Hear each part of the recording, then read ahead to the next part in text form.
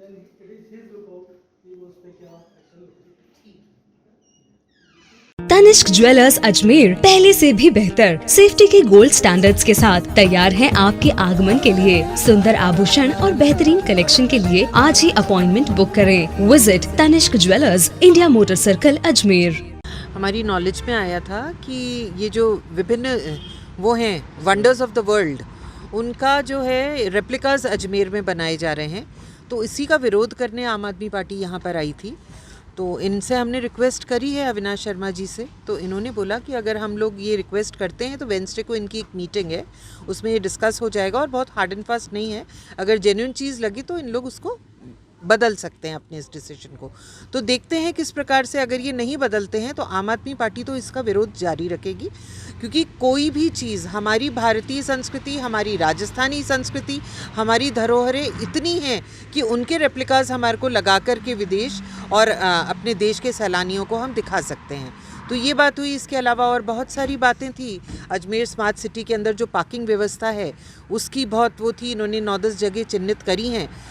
कुल बातों से कुछ जो सार निकल के आया, जो इन्होंने बहुत खुल के तो नहीं बोला है, लेकिन जो ये एक जगह, वो कौन सा स्कूल है, इस्लामिया स्कूल है, वहाँ पर अगर मल्टी लेवल पार्किंग करी जाती है तो बहुत हद तक वहाँ का जो प्रॉब्लम है, पार्किंग की प्रॉब्लम सॉल्व हो सकती थी।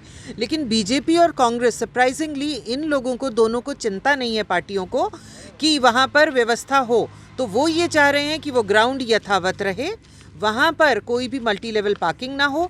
इसलिए इन लोग को, बेचारों को, मतलब स्मार्ट सिटी वालों को अफसोस यही है कि इनको अंडरग्राउंड पार्किंग और एक ही लेवल की पार्किंग करनी पड़ेगी, तो हम बहुत ज़्यादा उस पर वो हटा नहीं पाएंगे उसका। उनको दर्द तो है, लेकिन अगर बीजेपी और कांग्रेस किसी भी प्रकार से अजमेर के विकास में भागीदारी नहीं कर सकती है सार्थक, तो उसे नेगेटिव वो भी नहीं करना चाहिए। आक्षेप यही है। बाड़ी नदी को लेकर भी कुछ हुआ था। बाड़ी नदी की बात हुई थी, उसकी सफाई का इन्होंने बोला है कि कुछ सफाई का कार्यक्रम तो वो करेंगे ही, और ये जो ट्रीटमेंट प्लांट है उसमें भी बाड़ी नदी का पानी डाल करके, हमारा ये सुझाव था कि जिस प्रकार से बाड़ी नदी फाई सागर और आना सागर को जोड़ती है, तो वो एक टूरिस्ट अट्रैक्शन पॉइंट बन सकता है अजमेर के लिए, बहुत अच्छा, जो ऑलरेडी है उसको सिर्फ डेवलप करना है और थोड़े से अतिक्रमण हटाने हैं। तो देखते हैं आगे ये लोग क्या करते हैं। अभी तक बहुत जो भी बात हुई बहुत पॉजिटिव उस फ्रेम ऑफ माइंड में हुई है, आगे और देखते नहीं तो आम आदमी पार्टी और काम करेगी इसमें। आम आदमी पार्टी के कार्यकर्ता आज ज्ञापन देने आए थे, और उनका ज्ञापन जो स्मार्ट सिटी के तहत 7 वंडर पार्क बनाया जाना है आना सागर के किनारे, MPS स्कूल के सामने जो पार्क विकसित किया जाना है, जिसके अंदर 7 वंडर्स के रेप्लिकाज बनाए जाएंगे, उसके विरोध को लेकर था।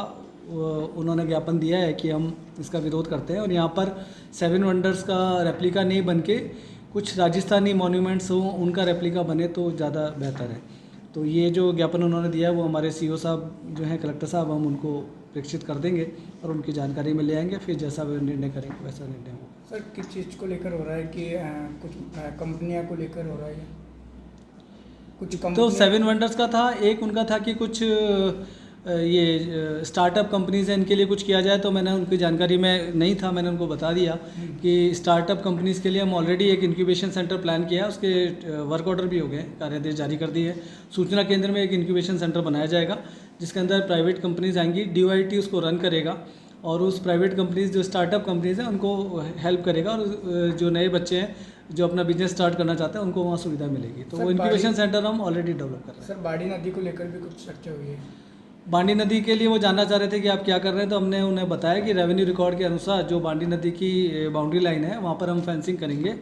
बांडी नदी का जो दीवारें क्षतिग्रस्त है उनको हम रेस्टोर करेंगे, और उसके बीच में प्लांटेशन करेंगे, और पाथवे भी बनाएंगे, पगडंडी बनाएंगे, जहाँ कहीं भी स्पेस मिलेगी, और बैठने के लिए बेंचेस वगैरह लगाएंगे, ताकि आसपास के जो कॉलोनी वासी हैं वो उसके अंदर एक ग्रीन स्पेस का उनको लाभ मिल सकेगा। सर, पार्किंग को लेकर क्या चल रहा है?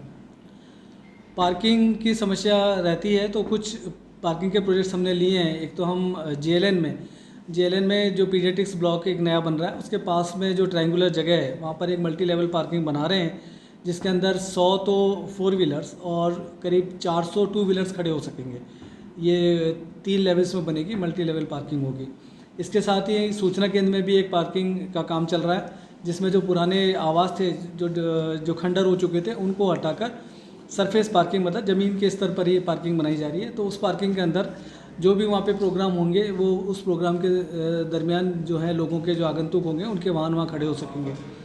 और तीसरा, हम जो अकबर का किला है उसमें एक पार्किंग ऑलरेडी है, उसी को और इम्प्रूव किया है, और उसमें जहाँ 30-40 व्हीकल खड़े हो सकते थे, वहाँ 100 व्हीकल्स करीब खड़े हो सकेंगे। और वहीं पर जो पशु चिकित्सालय है, वो पशु चिकित्सालय वाला भी जो है, पशु चिकित्सालय नया बन गया है शास्त्री नगर में। जनवरी में पशु चिकित्सालय शास्त्री नगर में शिफ्ट हो जाएगा और वहाँ पर भी आगंतुकों के लिए पार्किंग बनाई जाएगी।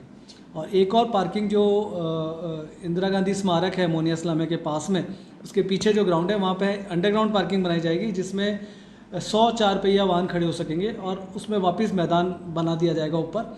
ये केवल अंडरग्राउंड पार्किंग होगी। तो इस प्रकार ये पार्किंग की सुविधाएं विकसित की जा रही है।